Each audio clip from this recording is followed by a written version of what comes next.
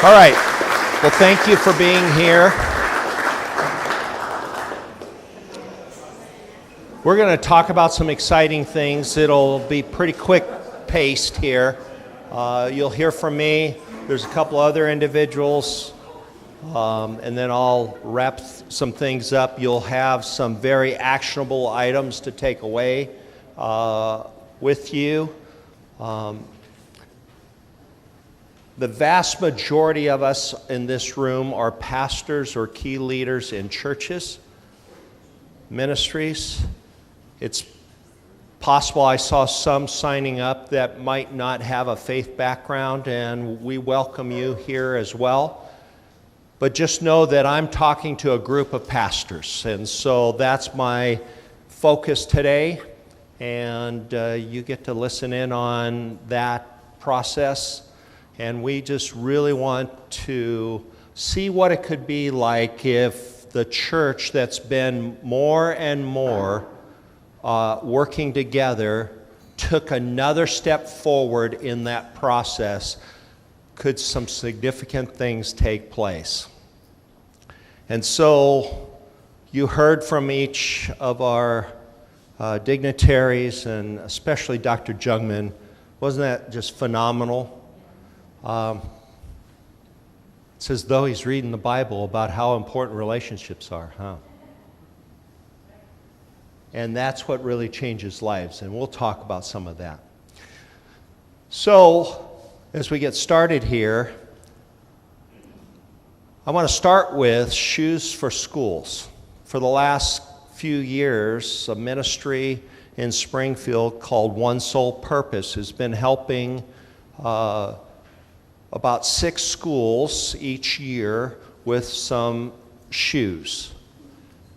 You know, in this fall, there's going to be many families scrambling, trying to get resources together for their kids to go back to school. Some of that's clothing, some of it's school supplies. There definitely will be shoes.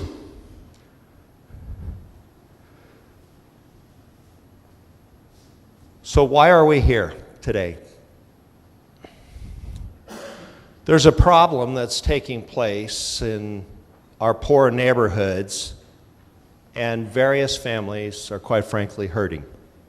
They're under-resourced, and they need some help.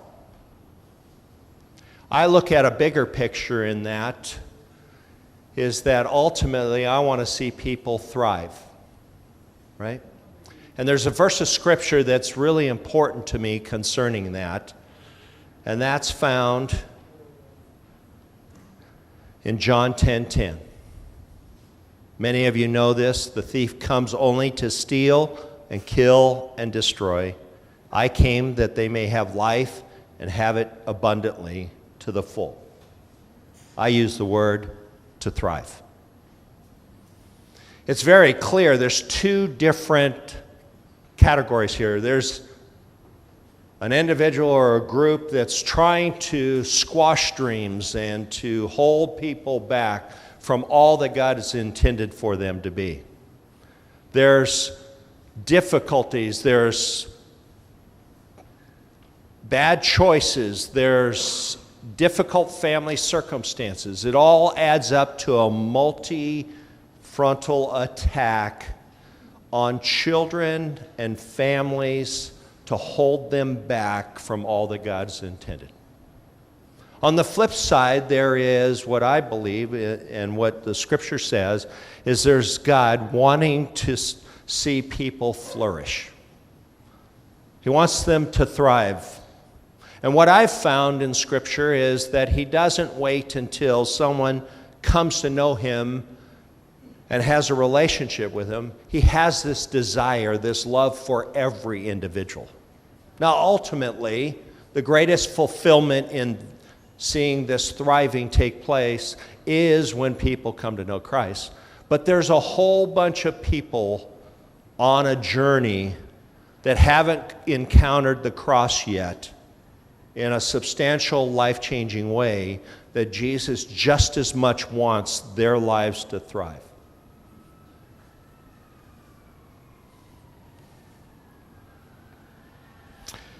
What I find so much of the time is that we're the solution. In Matthew chapter 22, when Jesus was being asked, would you summarize all of Scripture? What's the greatest commandment? Jesus boiled it down to this: love the Lord your God with all your heart, soul, strength, and mind, and love your neighbor as yourself. In other words, what he was saying is this love of God that's impacting your heart. As the Father is reaching out and touching your heart and giving you love, I want you then to go on a journey with me to learn how to love the Father back and to love others, to specifically love your neighbor. And what I'm asking is it possible that our neighbors are children in these schools and their families? So we have this big opportunity this fall and in the 2017-18 school year. Dr. Jungmann alluded to it, but there has been a couple years worth of work that's taken place prior to this moment right now in discussions with the district as well as with myself and some others concerning having this partnership that really helps make it easier for the faith community to engage in meaningful ways in the school system. There's some things that we need to learn, quite frankly, to be better at that. And there's things that the school district will end up learning in the process. And we both understand that, and I've heard it multiple times being said. We're drawing a line in the sand, and whatever difficulties or situations that we could describe of the past, that's behind us, and now we're looking for ways to freshly work together. So we have this big opportunity to love our neighbors. So as I mentioned before, there are families this fall that are going to be scrambling to try and get things together for their kids to go back to school. And some, quite frankly, many of these children are going to need some shoes. I mentioned to you before, One Soul Purpose has worked at gathering some donors, and they have been able to help with 6 schools. But a significant thing has taken place this year for Elevate Lives and for kids in our schools. And we have recently received over $750,000 worth of shoes for kids. Yeah, go ahead. Give God glory.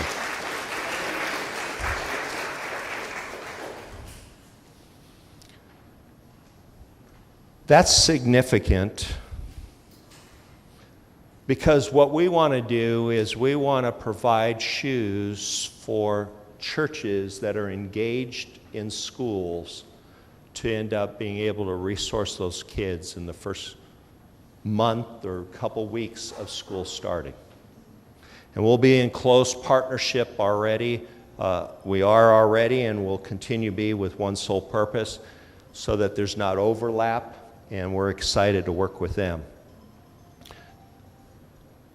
We're going to be able to work with principals to schedule shoes for schools events in those first couple weeks of school.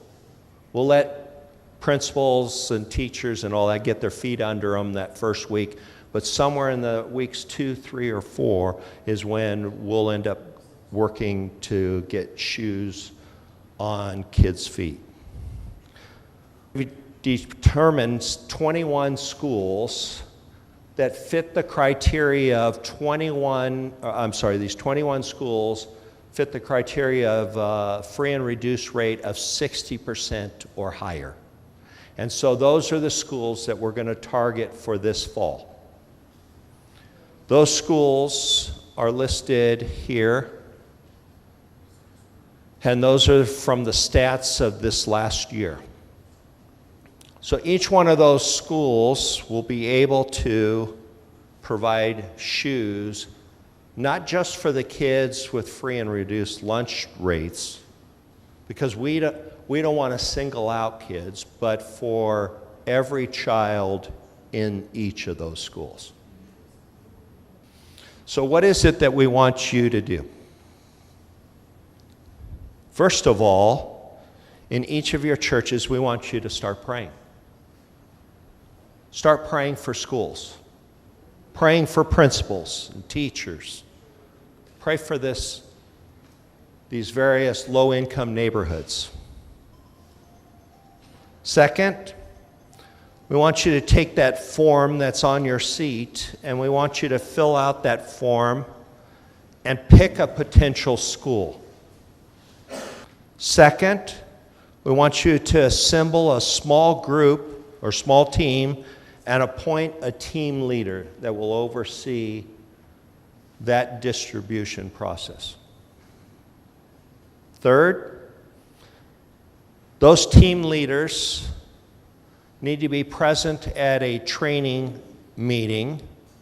And right now we're pretty sure that July 25th will be that date. There's a couple things that we just need to check, so we're 90% sure that July 25th will be the date for that training meeting.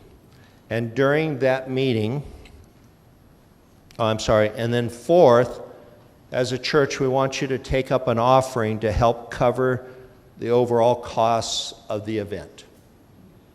The shoes are free, but there's going to be opportunity for you to throw some small party or various kinds of things like that, and you'll be interacting with a principal of that school, and you'll be able to work through that. And so we want you to have the funds available to put that together. So let's say the principal of Williams Elementary School, which is on the list, your team ends up getting with her, and she says, you know what, the second week would be perfect for measuring the kids' feet, and the third week on Tuesday would be perfect for distributing these shoes. So your team will plan for that, and your team can talk with the principal and say, we would like to end up doing some games and have some ice cream or whatever kind of thing like that. Would you be okay for blocking out about a 2-hour period of time for this? And the principal, based upon knowing her schedule, would say yes. And so those funds that you're raising would be for, we'll provide the shoes, but you're going to provide the ice cream and some of the games and those kinds of things. Does that make sense? Okay. So let's go over this shoe distribution as an overview. First, church team leaders training, July 25th. This is where we'll go through, Elevate Lives will go through an exact process for getting shoes on kids' feet.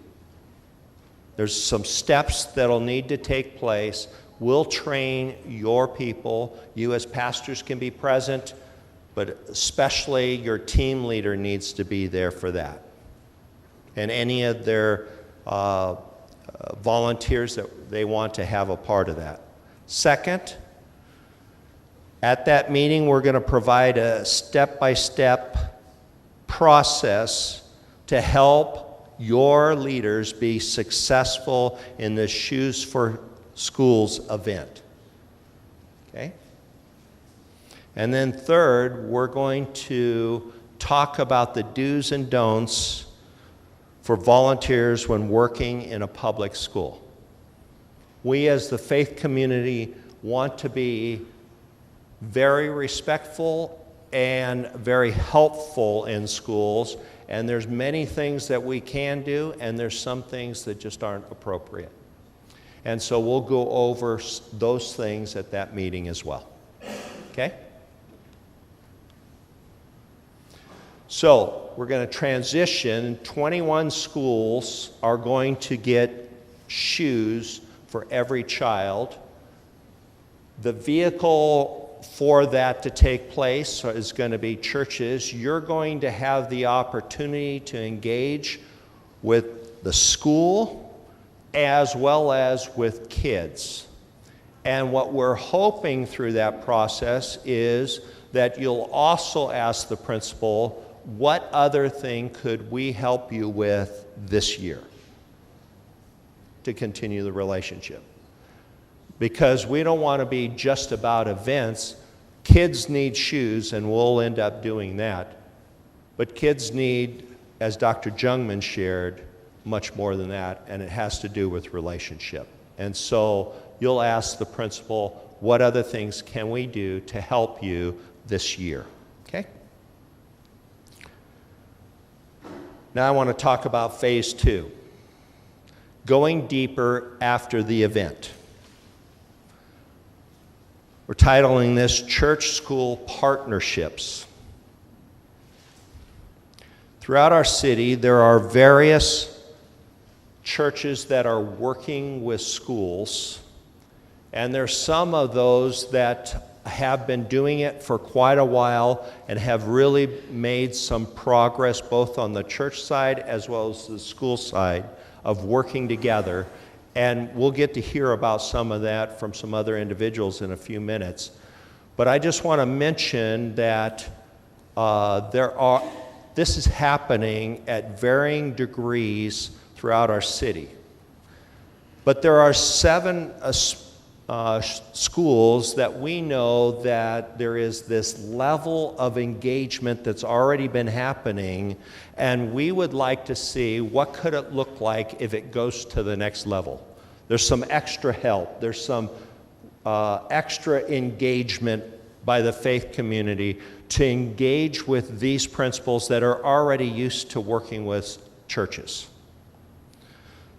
So we've determined 7 schools, and by no means is this exhaustive. I just heard of another school that a church has worked with some 10 to 14 years.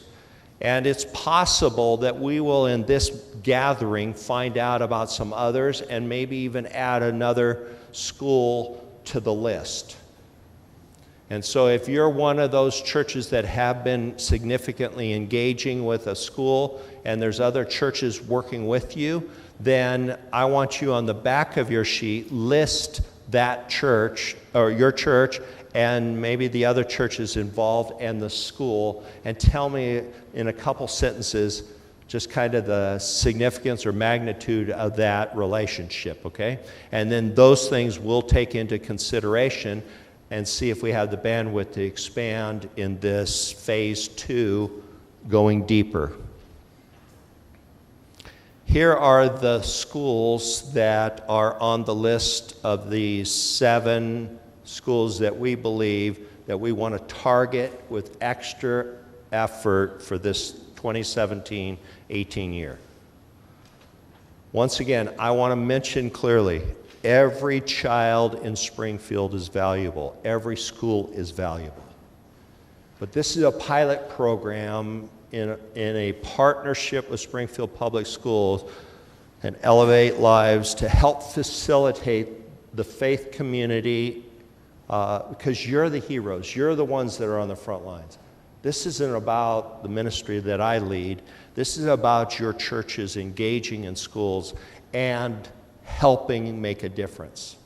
And so we're starting off with some number that we feel have already gotten some traction, and now what could it look like if we added some more individuals and more focus and become even more strategic in the process, okay?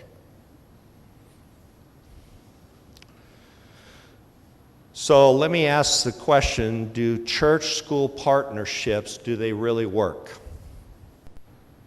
Well, today I want to invite 2 individuals up and speak from their perspective. I've invited Dr. Rebecca Donaldson of Weller Elementary School here to share some thoughts. And so, Dr. Donaldson, could you come up and talk to us what's on your mind concerning these partnerships? Hi, how are all of you? So I want you to think of 200 years ago. How were children educated 200 years ago? From where? Well, let's go 250 years ago then. Where? Okay, so I'm hearing church and home. It's exactly. You guys nailed it. I knew you'd know this one. So the church and the home educated the kids. Okay, that's how they learned how to read. And I am so excited that the church collaboratively as a unit here in Springfield is getting back into that. We need to be involved, and I'm a follower of Christ. We need to be involved in our kids' meaning the kids in our communities' education. And I heard one thing being reverberated from our mayor, from our superintendent, from the city councilwoman, and from Russ, and that is relationship. Relationship is how you as a group of people, a group of volunteers can impact children and families. So I'm going to talk about 4 different ways that I think, as a principal, the children or the churches can get involved in schools. The first one is just a need. It's really not relationally. I'm just going to put that out there. That's why I put it first, and that's facilities. Last summer, High Street is one of our partners, and last summer, High Street said, "Hey, Dr. Donaldson, we want to do a painting project." And so our library, which is 2 stories up, it's an A-frame, needed to be painted. I mean, probably hadn't been painted since the 90s. And I believe it was 6 full classrooms and about 7 more classrooms, 1 wall. And I was like, they are never going to get this done. And I just reiterated, because it has to be done professionally. We got to tape stuff off. We got to do it like a painter would do it. And we actually brought in a couple Springfield Public School painters to supervise the project. And I kid you not, we started at 8, and at 12 o'clock, everything was painted. And those teachers, I had teachers that they painted like 1 wall gray in some of the classrooms, and I had teachers coming to me, "Can I get a gray wall in my classroom too?" It just brightened the rooms and just made the rooms look like a place. And many of you are in churches that are a place that is not like this room, and you like to go there. And many of our schools are places you wouldn't want to go to work in every day. And teachers are the same way, and kids. And so that's one way. Facilities is one way. My other 3 ways are relational. Teachers, parents, and children. So I'm just going to talk to you just for a minute about teachers. Teachers in Title I schools work really hard. They have behavior issues. Kids are coming to school, and because they haven't had the literacy-rich homes, they're starting 50 yards behind the starting line. If we're in a race, we're 50 yards behind. And our job, catch them up. Catch them up and move them forward. Be proficient. Be with those kids who have been raised in homes. They've traveled. They've been read books and everything. You catch them up. And so these teachers are working really hard. Most of the teachers in my building come to my building because they feel it's their mission field. They feel called to it. But at Christmas time, they don't get $25 gift cards to Starbucks from the parents. At the end of the year, at the beginning of the year, they don't get that. They get nothing. Some of them get like a thrift store ring that the kid has bought or something like that. but they don't get anything. And so just appreciating those teachers is one way. I heard of one church who, and this is not at Weller, but what they do is they give every teacher a $100 gift card to IPA, the teacher store, or a Visa card so they can buy supplies. And that's the whole school. They give all the specialty teachers and whatnot. And at Weller, we're looking at a staff of 35 certified teachers. And so that is their thing. That happens to be a school where my PE teacher and music teacher share.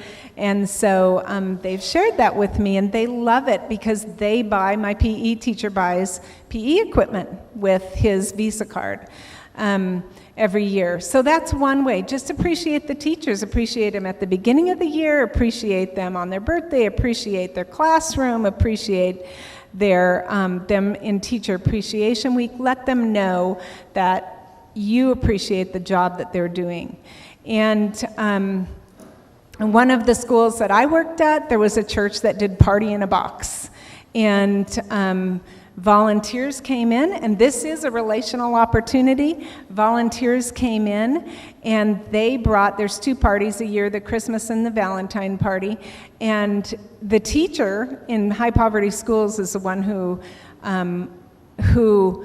plans the whole party, and the kids bring in goodies. So they brought in volunteers, and they planned the party, and I've seen it in my school with one of my teachers. They've had a photo booth and stuff like that, just like the kids on the south end of town would have. They've had all these things because there have been church members that have come in and supported the teachers in that way. So teachers, facilities, parents. Parents is a big one, and it's hard to do. But if you get to know the kids, you will eventually get to know the parents. So, but one of my hearts, and this is more strategizing, is to partner, and a good friend of mine has done this at a high poverty school. She took her church and she partnered volunteers with a specific parent. So every time they had an event, she invited those parents to come in and volunteer at the event. And then she invited the church members and gave them a name, and they worked right with the parent. Think of what that does with relationship. You have the opportunity to visit with that parent. That school has 4 events through the year. You're seeing that parent multiple times, and you're working right alongside of that parent. You're giving that parent a model. And eventually, over the years, nothing that we do happens quickly. There is no quick fixes with poverty. Poverty takes a long, long time, and it happens through relationship. Poverty people value relationship, and I believe Jesus' model was relationship, and we need to follow that. And so over the long haul, if there's 4 or 5 events and you have a family, you come to that family every time, and you partner with that family. You get to know that family, and then you can spread outside of the school day as that happens. I'm going to tell you, students are a huge opportunity, like Dr. Jungmann said. I'm going to tell you a story of one person partnering with one of my students. When I came to Weller, this little boy was in 3rd grade, and he was from a matriarchal family, single mom, aunt, and grandma lived in the home, and he was the only boy in the home. So guess what? He got his way, and he was used to just throwing fits and when he wanted his way. And the moms and grandma would just always bow to him. I'm going to call him Johnny. It's a pseudonym to help you out. But so Johnny was in my office every week. And what did he do with me at school? He threw a fit. When he didn't get his way, he threw a fit. So he was discipline referral, discipline referral, discipline referral. And I thought, we got to do something for Johnny here, because I could see that he was a smart kid, but he was failing school, and I could see. So I started to get to know him, get to know what his likes were. Well, he loved basketball, and he was good at it. So I found, it was actually a friend of mine who came in, and I asked him, and he was a good basketball player himself, would you meet at lunchtime and be a sports lunch buddy for Johnny? And he said, sure. So he started meeting. That was fourth grade. It was fourth grade when I came, and so this was when Johnny was in fifth grade. And he came every week, and they went to the gym, and they shot around. And they ate lunch together, and then they just shot hoops. As the year progressed, Johnny quit coming to my office. I mean, I just didn't see any more discipline problems at all with him. And then his teacher came to me, and she goes, oh my goodness, his grades have gone up. He's doing really well. Then his mom comes to me, and his mom goes, what? We're not having any problems with him anymore. And then we have a thing at Weller where kids are nominated as Pride Panthers, and they have to be polite, respectful, show integrity, show discipline, and show effort. And their peers nominate them. Well, Johnny, the other kids couldn't stand him because he was a bully, because that was sort of the mask he was hiding behind. And his friends, his peers in his classroom, nominated him to be a Pride Panther. We had a congresswoman visit our school, and Johnny was the student leader that showed her the school. That child, and he's doing well at Pipkin, and that is how a relationship can impact the life of one student. Thank you, Dr. Donaldson. That was excellent. I want to introduce to you Pastor J.T. Patton. He started a church here on the north end of town that meets actually in this school building. And he and his congregation have been on a journey trying to figure out ways to really become part of the neighborhood, really to engage the neighborhood, not as outsiders, but insiders. And so I wanted him to share from a pastor's perspective that has been involved in this school, but really in this last year, it has gone to a whole nother level. And so would you welcome with me Pastor J.T. Patton. Thanks, Russ. Guys, honestly, it's an honor to talk to you guys today. One, because some of my mentors are in this room, and so as I talk about what we're doing in Williams Elementary School, which this just worked out by chance, like the plan was not to line this up, it just worked out that we're at Williams, which is cool, because you're sitting, this is where I stand every week, and I preach from right here. I don't normally have a pulpit, so this is weird, but otherwise we're good. We don't have all this figured out, so I'm not coming from a place where like, hey, we're nailing it, because I don't think we're nailing it, but we're trying to move forward, and what I always tell our people is just, let's be willing to fail, but fail forward, right? Let's try things, and if they work, let's keep doing them. And if they're not working, can we just be honest and say, hey, this is not as effective as we want it to be, and then continue to move forward. And so I'm just going to share some of the things that we've learned. And what makes my job easy today is what Dr. Jungman said, and what everyone else said is it all comes back to relationship, right? I had this big intro about trying to convince you how important relationship is. Right? But I don't really have to do it now. And if you don't know a Freshwater story, he gave a little bit. I'm not going to bore you with our story, but we started this church in this school on purpose for this neighborhood. You're in Tom Watkins' neighborhood. When you talk about the city, this is, between this and Grant Beach probably, is debatably one of the most difficult places in our city. And we started here to show the love of Jesus Christ, and we didn't know what we were doing. But here's what we knew. We knew, as you guys know, the schools are the heartbeat of a lot of these communities, right? It's the neutral ground, as someone said, right? It's the neutral ground where everyone can come and everyone can be welcome, and you can connect with people that you'd never get a chance to connect with. We do tons of stuff out in the community all the time, but most of what we do is fed through right here. And it's why we meet here. It's why we've outgrown this space, but we're staying here. Like, we're holding on to it relentlessly, because this community doesn't need a new pretty building, right? It needs someone to invest in it over the long term. Because here's the truth. What we've seen in Williams Elementary School is the needs are endless. They're endless.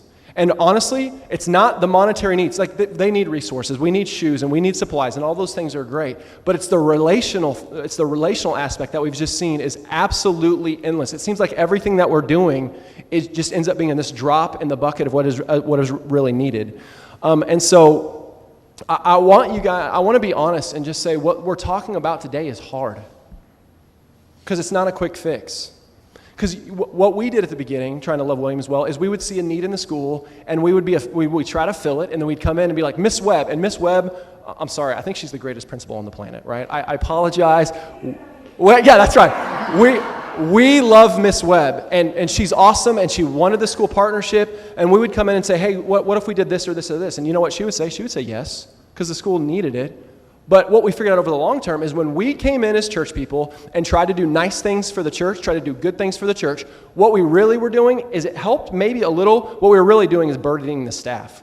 Like, as she talked about, they're so busy. They don't have the margin to do our stuff. They barely have the margin to do their stuff. And so we'd come in with these awesome intentions and feeling really good, and we'd have these resources and think we were awesome and didn't really see anything come out of it. You know, can I be honest? There's some teachers in this school that loved us. And there's some teachers in the school that we found out later resented us because we were doing our thing with the best intentions in the world. Because this is hard. And so what we really found very quickly is, does the school need resources? Yes. Do they need supplies? Yes. But when we actually started asking what the need was, I thought I was going to have to convince you guys today. I don't now. It always came back to relationship. It always came back to relationship. And we needed to grow in that. And this is where Elevate Lives and Russ and the incomparable Marty Moore came in. I wish Marty was here because they helped change our approach. Russ came in, and what he did is he came in with ideas and focus and connections, right? We're in this one school with 300 students, 50 staff members, and we got 120 people in our church, and we're not even close to having enough people and enough resources to do what needs to happen in the school. But Russ helped us to focus on what was important, focus on the needs of the school, ask the schools what they need, and figure out a way to partner with them. Don't do things for them anymore. Walk arm in arm and shoulder to shoulder with them. That changes everything. That's what we do in the neighborhood, and it started with the school. Arm in arm, shoulder to shoulder. Let's do this thing together. And that comes from us church people listening to what they're actually telling us, throwing out what we think needs to happen or what we want to do, or what even the gifts in our church are. Stop worrying about the giftings of your church people and what's easy, and start talking to the principals and the staff and listen to what they're actually saying. And so Russ helped with that. And then Marty Moore comes in, and she was that person that helped bridge that gap for us. Because when I would try to talk to Miss Webb, even things Miss Webb wanted done in this school, we couldn't hardly make it happen. You know why? Because Miss Webb didn't have time to organize it. And the counselor didn't have time to organize it. And the teachers didn't have time to organize it, even though they wanted it. And so Marty Moore comes in, and she's like, let me help you. I'll help organize, and I'll help talk to the right people, and I'll help gather resources, and I'll help connect in the way that you need to. And Marty Moore has been unbelievable. Working through the school system and trying to do it on our own has changed everything this year. It's grown our relationship tremendously. And guys, we've been committed to the school for 4 years. And the last year, with Elevate Lives, Marty Moore and Springfield Public Schools' commitment to this, our relationship has grown in fantastic ways. Because I just want you to realize, like, God is doing unbelievable things right now. The fact that the school is that open to work with us and the city is that open, we're working with the park board and we're talking about doing things in the park that 5 years ago I think would have been impossible. Like, the door would have been shut. Like, everything is wide open. We begged God for this. Do more than we could possibly even ask for. He's doing more than what we could have asked for 4 years ago right now. Like, you're in this meeting because God is doing incredible things. The doors that have been open to us, I can't believe it. It's so much different than when we started. 4 years ago. 4 years has changed everything. So guys, I want you to take this serious. And so what we've learned the hard way is that big drives and gathering resources and giving away free stuff are not what make the difference. Those things are good and they're needed. What has made the difference is when we have built relationships with the teachers, we've built relationships with the students, we've built relationship with the parents. We have seen everything move in light speed compared to what we were doing before. And so I've already said this, that the two really big lessons that we've learned that I hope, like, just learn from our mistakes. That's what I'm really talking about today. Learn from my mistakes. Not how awesome we are. We've got a long way to go. But learn from our mistakes. First and foremost, do not come up with your own ideas. Talk with the school first before you have any kind of agenda at all. And work arm in arm with the school. Work shoulder to shoulder with the school, not for the school. It changes everything. We started looking at everything we do. How can we build relationships through this thing? How can we mold it and shape our event to where our church people who, sometimes it's hard to make them step out and talk with people that aren't like them, right? We can be honest. Sometimes it's hard. How can we set this thing up where it will be natural and easy for our people to engage in relationships with parents, with teachers, with students? And if we do an event that doesn't lend people to building relationships, don't do it again. Like, we just have to be really honest with ourselves. Was it effective? No. Then we failed. Let's figure out a better way to do it. Right? And so mold it and shape it. If your people aren't naturally building relationships, it's not effective. It's not actually moving anything forward. We're just feeling a need again, and no one grows. No one's moving out of poverty. We're just filling needs. We can do both. We can fill needs while moving people forward, right? And that happens through relationships. So let me give you just a few practical examples. And you brought this up. It was great. Take the teachers a meal during Teacher Appreciation Week. So I did that in May, and it was Teacher Appreciation Week and MAP testing. I don't know how those two things are supposed to go together, but... And I'm telling you, though, bring in some chicken strips and sweet tea, and it's like a magical elixir. It was amazing. Like, take your teacher's Chick-fil-A, and everything gets way, way better, right? And so I brought in Chick-fil-A, but I went in with, like, we're not taking the teacher's lunch. I'm going in to invest in the teachers, because they need investment right now, right? A lot of times during MAP testing, that's not a good time, but if you have Chick-fil-A, they're willing to sit down and relax for a little while, right? And so I got a chance to talk to them and just sit down with them. Like, the point was not the meal. I got every teacher drinks, and I made sure they could sit down, and I served them, but while talking to them. And you know, this won't blow your mind now, but I asked them, I was like, hey, we want to grow in our partnership grew tremendously this year. It was amazing. So even the teachers that were closed off to me before were now like asking me about our ministry and how we can partner with their churches, and it was amazing. This lunch was amazing. It was the best one we've ever had at the end of the year. But I sat down and I said, basically, what can we do better next year? What do you need? What's the real needs of this school? And I think before this meeting, it might have surprised you, but it wasn't the resources, which they need, and it wasn't the events, which are good, but they said, we desperately need reading buddies. That's it, we need reading buddies. And reading buddies is harder than an event. It takes more time, and people have to figure out how to move around work. But we had one lady that said I couldn't do it. I'm like, hey, what do you think your boss will say? You know, she doesn't have a good relationship with her boss. I'm like, what if you asked your boss if you could have one time a week, a little extra time for lunch? She's like, I don't think it's going to work, but I'll ask. And her boss was like, 30 minutes? You want 30 extra minutes? Isn't that on the other side of town? She's like, yeah. She's like, well, do you need 45? She got an extra 45 minutes for lunch because this matters. And this lady's not a believer, and they had a terrible relationship before that. Now they have a better relationship through this, right? Because she was just willing to ask. Can we encourage our people just to ask to give the time? Right, but the teachers were like, they're basically begging us, invest in our kids. Williams didn't have a reading buddies program. We got one started. We've only got 4 or 5 people in it, but next fall, we've got 20 people lined up that are gonna fill in the reading buddy program, and we're just gonna take over the school. And you know what? We need you to join us, but we'll get to that, right? And so I want to give you just a few more examples of how this can play out. We didn't want to, Russ and I talked with Russ, we don't want this to be up here in the clouds. We want it to be very practical. How can you take some steps forward? So every school's different. Talk to the staff, talk to Marty Moore. She laid out some of the things that they need to do in their school. But some of the things that we have done is starting the Lunch Buddy program.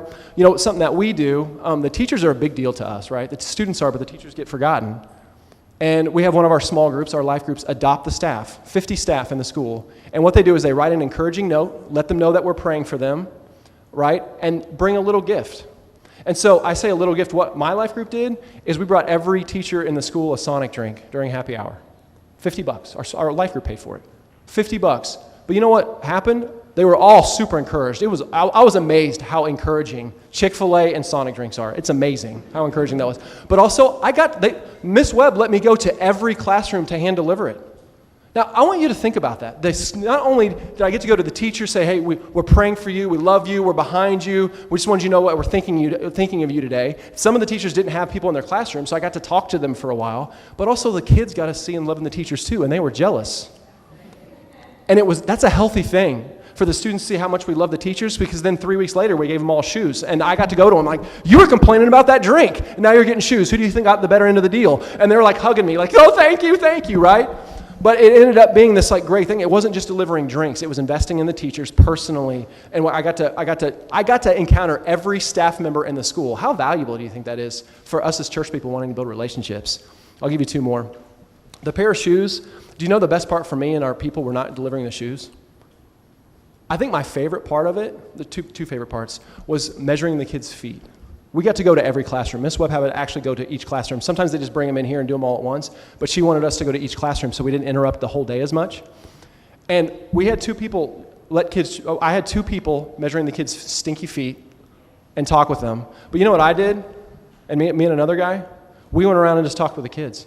So we got like 10 minutes in each classroom just to talk with the kids and ask them questions. And I was making them laugh and asking what their favorite books were and who their favorite athlete was. And I was talking with the teacher. I got 10 minutes in every classroom in the school.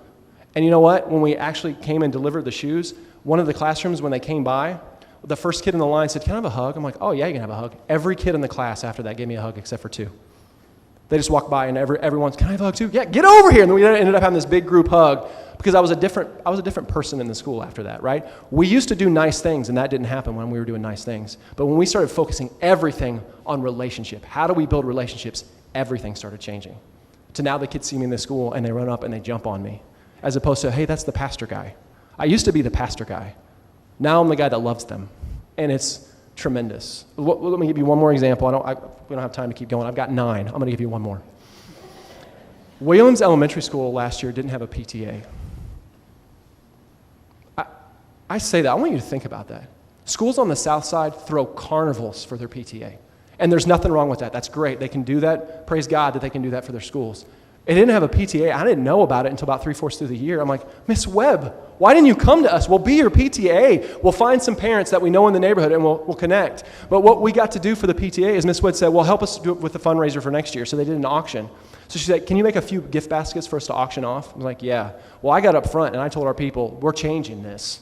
We're changing this, what's going on with this PTA." They came through. We're only a church of 100, 120 people. They got 21 gift baskets to sell. Like awesome ones, not like, cheap ones, like awesome gift baskets. Our people put hours. Now, I didn't make one of them, by the way, not one. Our people came through huge. But that wasn't the best part. The best part was we came and worked the PTA so the teachers didn't have to. The teachers got to, at the auction, when they're auctioning all this stuff, they got to sit with their families and with the parents and interact with the kids and have fun while we worked the concession stand. We did most of the, they had to do a little bit of the work, but we did most of the work, so they got to engage with everyone and just have a good time. And then when the concession stand closed down, we got to go sit with the teachers, we got to go sit with the parents, we got to go sit with the kids that were there and just talk and have a good time and laugh, and some amazing connections were made that day because it wasn't about the PTA fundraiser, was it? It was how can we build relationships with these teachers and with these kids and with these parents. And I'm telling you, we took enormous steps forward in our relationship this year. And I cannot wait for next school year to start. So guys, in the end, what we have done, maybe that sounds like a lot. I had like 6 more things to list. But we're a church of 120. We don't have it all figured out. But what we're doing is just a drop in the bucket. And so we need partners in the city. We need for people to put aside their own agendas and come together. And listen, I'm not talking about for Williams and Freshwater. We need partners too. But I mean, the schools on the north side of Springfield need us to stop having our own agendas and doing our own thing and come together as the Big C church. Putting aside those little differences that we have, because we can disagree on some things, but we can still love children together, right? And so we need your help. Weller needs your help. All these other schools, York needs your help for us to come together for one mission, for one church. I want you to have stories like Mary and Jerome. I didn't know they were going to be here today. Say hi to Mary and Jerome in the back. We're a church plant, so they're like one of like a couple 70-year-old couples in our church, right? And we love them. They love young people. Mary and Jerome have like 4 or 5 lunch buddies apiece because of the need. And they cannot talk about their lunch buddies without crying. And I don't think Mary's necessarily a crier. Like, they can't stop crying when they talk about how much their lunch buddies have meant to them and how much they've meant to their lunch buddies. So much so that some of the 5th graders are like, "Will you please follow us over to Reed in middle school?" What middle schooler wants a 70-year-old to hang out with? The ones with the lunch buddies do. It means so much to them. I want you to have stories with Mary and Jerome where your people just can't stop crying, thinking about the relationships they've built with his kids and how much difference it's made. I want you to have, when we hand out shoes, I want you to have the experience of watching. I don't know if you saw that picture. We invited the police to come join us to see the police officers on their hands and knees helping kids try on shoes, laughing with the kids, and the kids looking at the officers like they're heroes, like they should be looking at them like that. Right? I want you to have those kind of experiences. I want you to see the smiles on the teachers' faces when they just get to have fun at the PTA event because the church is taking care of everything. Not because we want credit, because it's the good and right and godly thing to do, to love our people well. But most of all, guys, I want God, and I know you do too, I want God to move through the city like a hurricane. And when we're doing things individually, man, we can do some good things and we can be effective, but together we are unstoppable. Guys, we are the plan for God's hurricane. So let's put aside our differences, work together, and partner with Elevate Lives, partner with Springfield Public Schools, and let's watch God just do amazing things because He's already doing amazing things. Join in the mission. Thanks for your time, guys.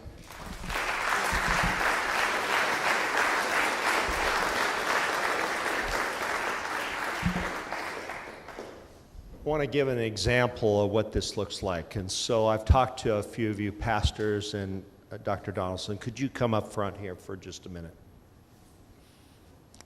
So, pastors, can the three of you come on up? I talked to some others. Come on. JT, can you come up? Okay, so what I want is a couple of you pastors standing here that already have been working with Weller Elementary School. Can you just stand here with Dr. Donaldson? And Matt Solid Rock has been doing a great job too. Okay, so currently there's Weller Elementary School and there's a couple churches that are working with her. Okay, and they've been interacting and talking over various things, and you have heard some of the stories of things that have happened. The list is a little bit bigger than what's been able to be accomplished. Okay, and so they've been interacting and all that, but what we really want to end up seeing is this. Can the rest of the pastors now join around her as well?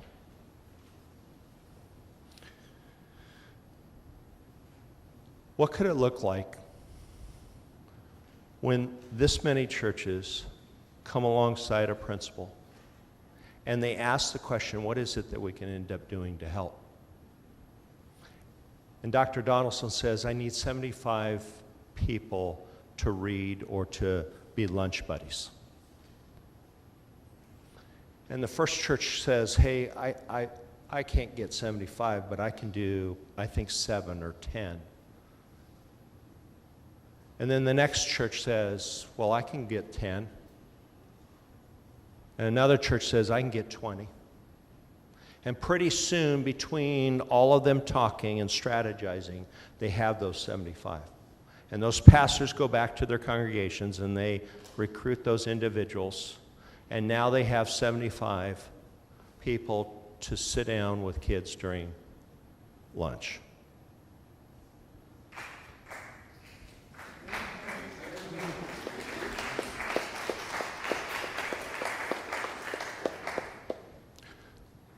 And she could bring up things concerning, we've got this event or this thing going on. And maybe one of the churches said, we'll take care of that spring event. And another one says, we'll take care of the fall event. And see, not everyone's doing the same thing, but together they're working like the body of Christ, right? And they're accomplishing some things, and what's the outcome? Teachers are thriving, right? Kids are thriving. Doors are opening up for people from each of these congregations who are learning how to serve, to love their neighbors, to care. They are being able to connect with families. And then this whole passage that Jesus talks about, loving your neighbors, says it's all boiling down to this. That's happening here in this environment. Thank you. You can sit down.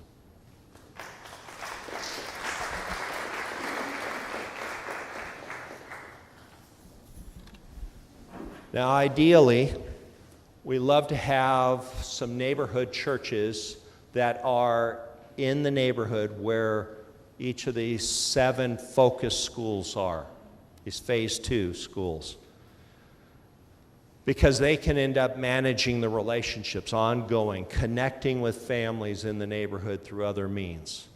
But we need other churches throughout our city, and some of you have churches that are in other areas that maybe not as low income. And we need you as well as partner churches to come alongside, because you, quite frankly, don't have the easy access. You're outsiders, but through these churches, you can become insiders in the process and have meaningful engagement in this process, and you can also bring some extra resources in the way of people or maybe dollars at times for that event. And together you can partner and see significant things take place. I had various other slides, and I'm going to try and click through these things because these were some opportunities and such. I want to get to this one here. Let's review what we are asking you to do, okay? First, just as we were talking about those 21 schools for shoes, and I had you grab your form, now what we've done is we've talked about going beyond the shoes, and there's the opportunity to go deeper in 7 schools.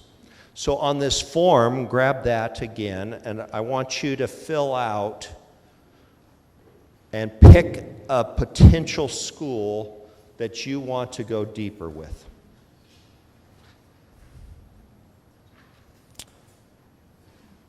And then assemble a small team and appoint a team leader, and it might be the same person as the shoe portion. And then once again on that July 25th, that's going to be that same meeting day. And there's some overlap. There's some specific parts for the shoe distribution, and that'll be about a 1-hour segment that we'll tack on either the front end or the back end. So if you're one of the churches that are going to just do the shoes, then your people will come for that 1-hour segment, and you'll get clear, concise information in an email concerning that. There's going to be some other training for those churches that are going to go deeper. Okay? And that'll happen on the same day. And then once again, take an offering or some offerings along the way here so that you'll have the resources on hand to go beyond this event. Okay?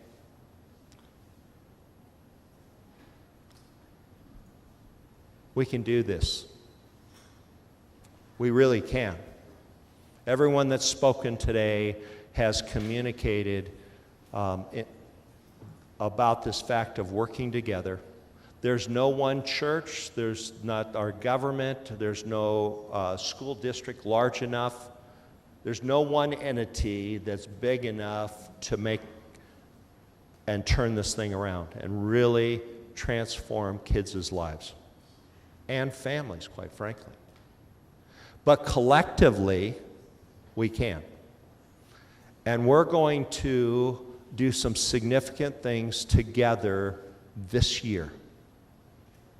We'll help provide some leadership, but it's not about us. It's about your churches thriving, helping you help your congregations live up to the Great Commandment, okay? And loving your neighbors. And so, make sure that you turn in those forms. In just a minute, I'm going to be dismissing you. I'm going to ask, Tom, could you lead us in prayer in closing? I think after Pastor JT spoke, we ought to have an invitation. I don't know if you all felt the same way. So, well, we can always do an offering. We're pastors. That's right. Okay, let's pray. Father, we come to you and thank you I thank you for the many people who are in this room and the many churches that they represent, the many people they represent.